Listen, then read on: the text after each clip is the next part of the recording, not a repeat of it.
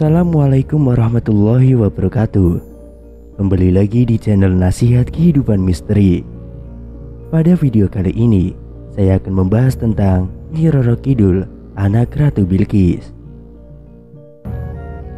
Hampir semua masyarakat Pulau Jawa bahkan Indonesia percaya jika di pantai selatan ada sebuah kerajaan gaib yang dipimpin oleh sesosok perempuan bergelar Kanjeng Ratu Kidul.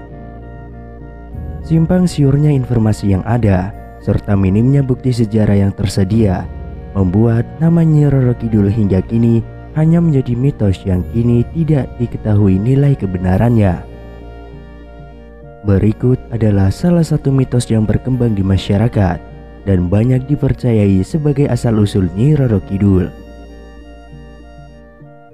Mitos menyebutkan jika Ratu Kidul sebenarnya adalah anak dari pemimpin kerajaan yang ditaklukkan oleh Raja Sulaiman, yaitu Ratu Bilqis. Diriwayatkan bahwa setelah Ratu Bilqis menikah dengan sesosok jin pria, kemudian mereka dikaruniai seorang putri yang diberi nama Aurora. Putri ini tak memiliki raga karena dia bukanlah manusia, tetapi sesosok jin yang sama seperti bapaknya. Karena malu memiliki anak bersosok jin, Ratu Bilqis kemudian mengasingkannya ke sebuah pulau yang jauh dari kerajaannya. Pulau ini di kemudian hari bernama Al-Jawi atau Pulau Jawa. Putri Aurora tumbuh besar bersama jin lainnya yang berada di pulau itu. Darah biru yang mengalir pada putri ini membuatnya menjadi pemimpin bagi para jin di wilayah tersebut. Seiring berjalannya waktu, terjadi migrasi besar-besaran dari luar datang ke Nusantara dan menempati Pulau Jawa.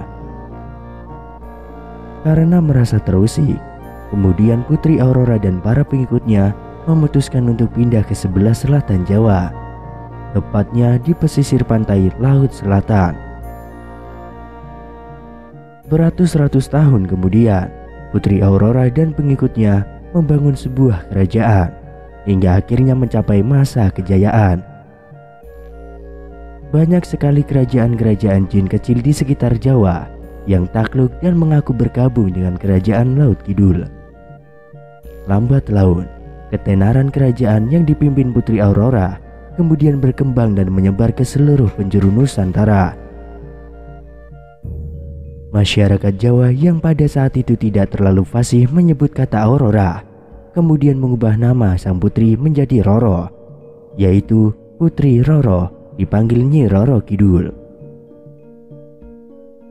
Dan karena Nyi Roro Kidul merupakan penguasa jin di pantai selatan, di kemudian hari ditambahkan Kidul yang berarti selatan, maka nama lengkapnya menjadi Nyi Roro Kidul.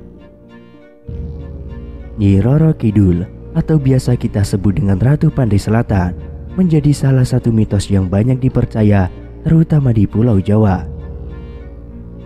Ratu sang penguasa alam gaib dan segala jenis makhluk gaib di pantai selatan ini selalu digambarkan memiliki paras cantik dan mengenakan pakaian berwarna hijau. Namun, ada beberapa teori yang mencoba menjelaskan asal-muasal sang ratu penguasa pantai selatan Jawa ini. Teori yang pertama menyebutkan Nyi Roro Kidul adalah keturunan Raja Galuh.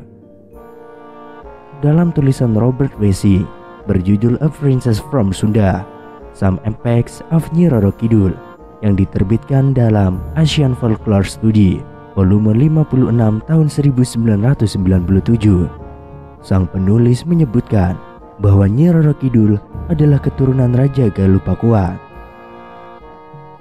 Dikisahkan bahwa Ratu Ayu dari Galuh melahirkan seorang bayi perempuan yang cantik yang langsung mampu berbicara.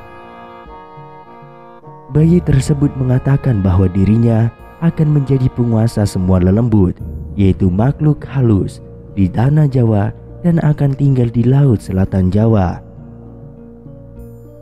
Roh Raja Sindula dari Galuh pun bangkit dan mengatakan bahwa cucunya tersebut hanya bisa dinikahi oleh raja-raja Islam di tanah Jawa. Setelah 2 abad lamanya, sang ratu pantai selatan ini menunggu akhirnya hadirlah Panembahan Senopati yang memerintah Mataram Islam pada tahun 1585 sampai dengan 1601 yang bersemedi memohon bantuan untuk memenangkan perang. Sang ratu pun kemudian jatuh cinta pada Panembahan Senopati dan memintanya untuk menjadi suaminya dengan balasan bahwa dia akan membantu peperangan. Kemudian menurut mitos, menjadi istri dari Panembahan Senopati hingga keturunannya kini, Sultan Hamengkubuwono. Cerita lain menyebutkan bahwa Nyi Roro Kidul merupakan Dewi Kadita, putri kerajaan Pajajaran. Belum jelas apakah sang putri lahir dengan badan bersisik atau terkena ilmu hitam dari lawannya yang menjadikan kulitnya itu bersisik. Hal tersebut menjadi asal muasal mengapa Nyi Roro Kidul kerap digambarkan sebagai putri duyung ataupun ular naga yang sangat besar.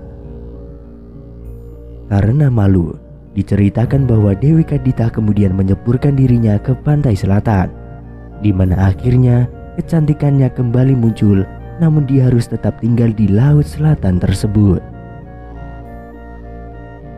Namun, ada pula mitos lain yang mengatakan bahwa Nyi Roro Kidul merupakan Dewi Nawang Wulan. Sudah pernah mendengar legenda Jakatarub? Dia adalah seorang pemuda yang mencuri selendang salah satu Dewi Kayangan yang sering mandi di sungai.